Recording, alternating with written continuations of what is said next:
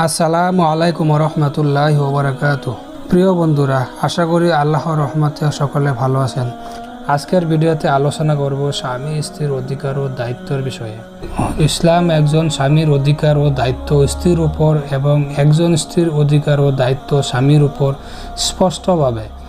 স্পষ্টভাবে ন্যস্ত করেছে। স্বামী স্ত্রীর পরস্পরের প্রতি অধিকার রয়েছে, এটা ইসলামের একটি অন্যান্য ধারণা। এটাকে আরও অসাধারণ করে তুলে এই পদ্ধতি যে অনুসারে তাদেরকে গড়ে তোলা হয় যেন সংঘাত কমিয়ে আনা যায়। স্বামী স্ত্রীর সবচেয়ে গুরুত্বপূর্ণ কয়েকটি অধিকার ও দায়িত্ব উল্লেখ করা হয়েছে, আমি সেগুলি বলে দিচ্ছি। সেগুলো শোনার পূর্বে কয়েকটি কথা মাথায় রাখা অত্যন্ত দরকার। 1 নম্বর হলো, এই সমস্ত অধিকার ও দায়িত্ব মূল উৎস আল্লাহ তাআলা। 2 নম্বর হলো, একইভাবে স্ত্রীর প্রতি স্বামীর এবং স্বামীর প্রতি স্ত্রীর অধিকার আছে। উভয়েরই উচিত পরস্পরের অধিকার প্রদান সর্বোত্তমভাবে চেষ্টা করা এবং অধিকার প্রদানে যদি ব্যর্থ হয় তাহলে পরস্পরকে ক্ষমা করা। 3 নম্বর হলো, স্বামী স্ত্রী উভয়কেই তাদের অধিকার ও দায়িত্ব সম্পর্কে সংযমী হতে হবে। ক্রোধ ও ঝগড়ার সময় তাতে আরও ইন্ধন যোগানোর জন্য একজনের প্রতি আরেকজনের অধিকার কথা স্মরণ করানো তাদের কারোর জন্য বাঞ্ছনীয় নয়।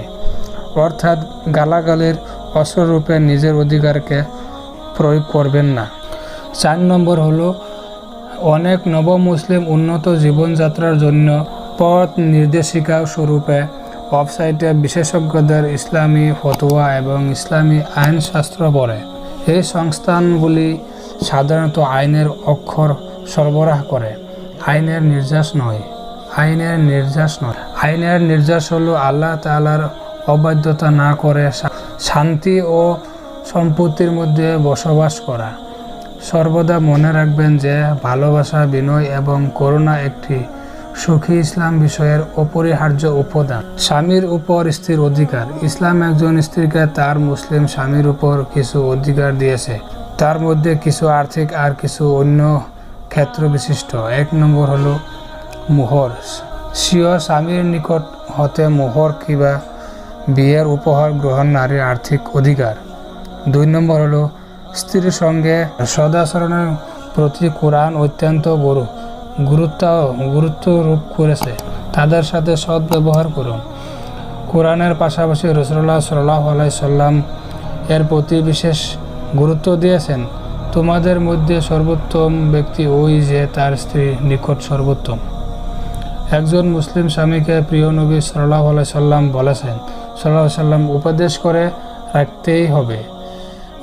মতে রাখতেই হবে। নারীদের বিষয়ে আল্লাহকে ভয় করা।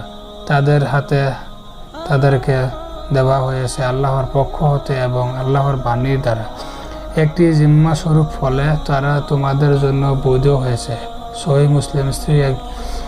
স্ত্রী একটি জিম্মা, কোনো দাসী বা কুকুর নয়, সুতরাং তাদের সঙ্গে সেভাবে ব্যবহার করতে হবে।